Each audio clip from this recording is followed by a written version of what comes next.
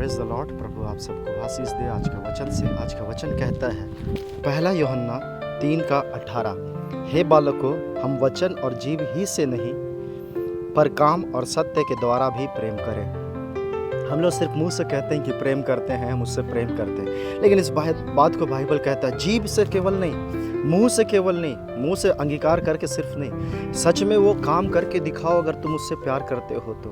क्योंकि प्यार वो चीज़ों को दिखाता है, बताता है कि सच में तुम उससे प्रेम करते हो। क्योंकि प्रेम है जो कर्म भी करवाता है। और सत्य के द्वारा भी प्रेम करें।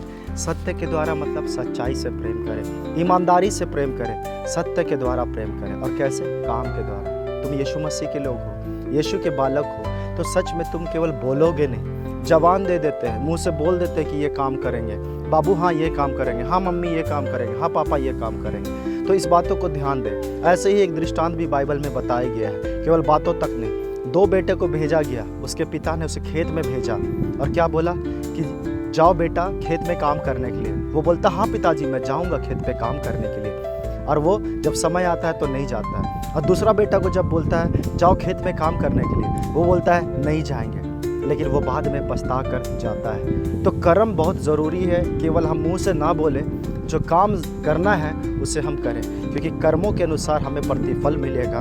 और जो हम मुंह से बोलते हैं उसका भी हमें लेखा देना है। तो हम मुंह से जब बोलते हैं तो उसके लिए हानि भी उठाना पड़े तो वो हानि भी उठाए। तो इन बातों को गंभीर रहे, इन बातों को ध्यान दें।